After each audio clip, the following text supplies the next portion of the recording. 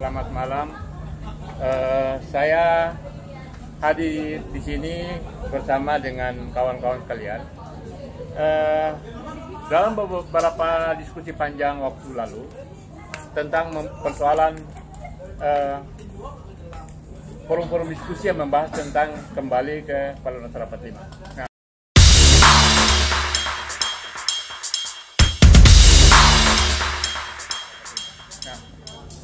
sejak reformasi 98, lalu kemudian 2099 sampai 2002, 4 kali amandemen, itu kan ternyata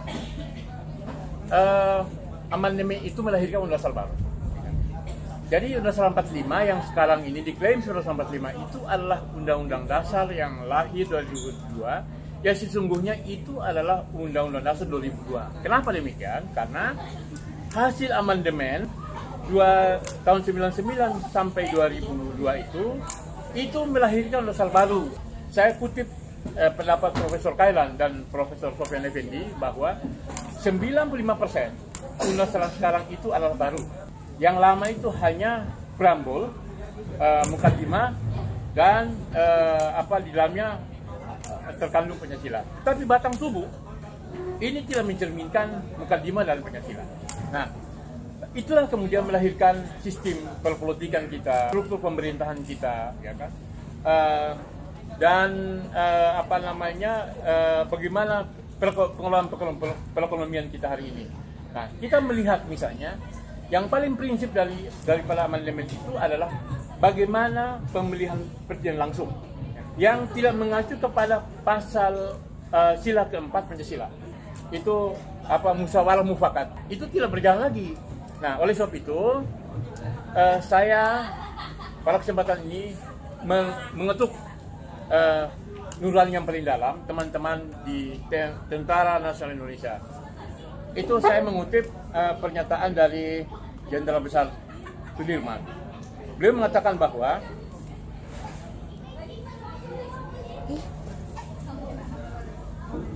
tempat saya yang terbaik adalah di tengah-tengah anak buah.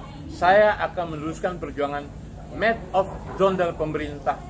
TNI akan berjuang terus. Nah, di sini saya menggarisbawahi TNI berjuang terus itu artinya TNI bersama rakyat. Hari ini kedaulatan ini setelah amandemen itu diambil oleh partai politik. Jadi kedaulatan hari ini, contoh saja misalnya sejumlah gugatan ke Mahkamah Konstitusi tentang PT 20% dibuat menjadi 0% itu ternyata Mahkamah Konstitusi tanpa alasan yang rasional dan jelas itu menolak semua gugatan itu. Padahal jika PT 0% itu dikabulkan, itu akan mencerminkan adanya kedaulatan rakyat. Nah, jadi hari ini kedaulatan untuk memilih pemimpin itu hanya di tangan partai politik. Padahal rakyat Indonesia tidak semuanya adalah anggota partai politik. Oleh sebab itu, maka kita mencermati bahwa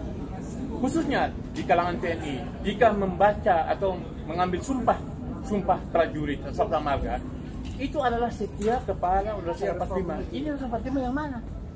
Sedangkan yang sekarang ini adalah 2002. Jadi ini barangkali perlu menjadi kajian yang mendalam di kalangan TNI bahwa sumpah itu memang harus komit kepada apa yang konten daripada sumpah itu sendiri. Nah, kalau sumpah itu ternyata Undang-Undang 45 itu adalah undang-undang yang baru 2002, misalnya begini kan, mestinya kalau yang terjadi sekarang ini adalah bagaimana sumpah yang kemudian konten sumpahnya itu adalah Undang-Undang 2002 yang meninggalkan Undang-Undang 45 asli tahun 45. Kenapa? Ini adalah pengkhianatan terhadap sumpah proklamasi, pengkhianatan terhadap Undang-Undang 45 asli. Kenapa? Perlu dicamkan bahwa ketika Indonesia merdeka diproklamirkan oleh Bung Karno dan Bung Hatta atas nama bangsa Indonesia itu tanggal 17 Agustus 45. Tanggal 18 itu ditetapkan Undang-Undang 45 sebagai konstitusi negara. Nah, jadi ketika 2002 itu dirubah tanpa meminta pendapat kepada rakyat. lewat referendum misalnya, mestinya itu undang-undang dasar itu harus tanya kepada rakyat. Lah sedangkan amanat daripada reformasi 98 itu nggak ada. Lah jadi kalau kemudian terjadi amandemen dasar apa? Atau yang kedua, tidak minta pendapat kepada rakyat. Jadi tidak ada referendum. Nah, yang ketiga, undang-undang yang sekarang ini itu tidak masuk dalam lembaran negara. Jadi inilah yang mengakibatkan kacau balau negara ini. Sistem politik kita itu sistem politik yang dikendalikan oligarki dengan kekuatan uang. Kemudian terjadi individualisme, kemudian one man one vote itu juga bertentangan dengan 45. Kemudian perekonomian ini, bumi dan lain sebagainya itu juga ternyata dikelola untuk kepentingan asing misalnya dalam persoalan tambang, persoalan nikel dan lain sebagainya. Itu loh.